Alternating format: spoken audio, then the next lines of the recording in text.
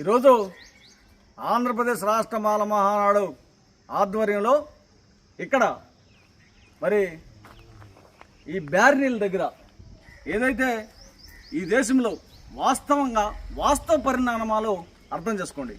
ఈ పొగాకు విత్తనాలు నాటి నారును మలిపించి ఈ నారును పీకి చేలో నాటి పెంచి మరి తోటలైన తర్వాత ఈ పొగాకును కొట్టి బ్యారినీలకు తీసుకొచ్చి మరి అక్కడ అల్లటం కూడా చూశారు. అల్లి ఆ తర్వాత బ్యారినీలకు తీసుకొచ్చి కాల్చేది ఈ దేశంలో మరి ఖచ్చితంగా 100కి 90% మా మాలలే.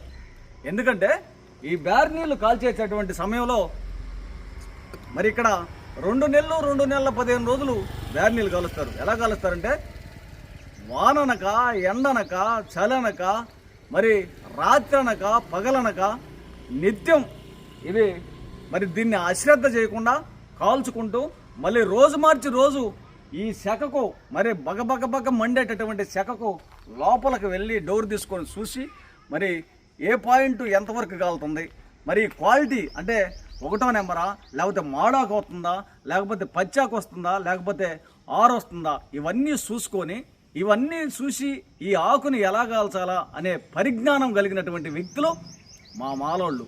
మేము ఇంత నైపుణ్యం కలిగినటువంటి వాళ్ళం. మేము వాస్తవంగా ఇక్కడ పొట్టకూటి కోసం మరి మాకు వెనక ముందు ఆస్తులు అంతస్తులు పొలాలు బట్రాలు మరి పరిశ్రమలు ఏముండవు.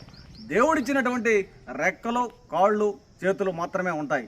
ఈ యొక్క రెక్కలు కాళ్ళు చేతులతోటి ఈరోజు ఈ పనే కాదు, మాకున్నటువంటి సంస్కృతులు వృత్తులు కళలతోటి ఈ ఆంధ్రప్రదేశ్ రాష్ట్రంలో ఏదైతే మా మాల జాతి మీద కూటమి ప్రభుత్వం అయితేనేమి, ఆ తర్వాత మరి కేంద్ర ప్రభుత్వం అయితేనేమి, ఈ పార్టీలు కానీ ప్రభుత్వాలు కానీ అన్నీ కసిగట్టుకొని మమ్మల్ని అనగదొక్కాలనే ఉద్దేశంతో మమ్మల్ని కుట్రతోటి వివక్షతతోటి కావాలని ఈ వర్గీకరణ నెపను తలపెట్టడం జరిగింది.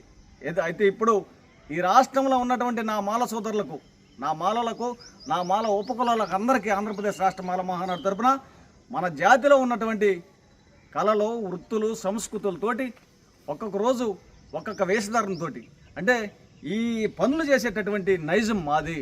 ధైర్య సాహసాలతోటి సంస్కృతితోటి కండబలంతో మరి గుండె బలంతో ఇంతలా కండబలం గుండె బలం ఉన్నటువంటి మనము మీరు పోలీసులకు భయపడుతున్నారా, ప్రభుత్వాలకు భయపడుతున్నారా, ఎందుకు భయపడాల్సి వస్తుంది? మీరు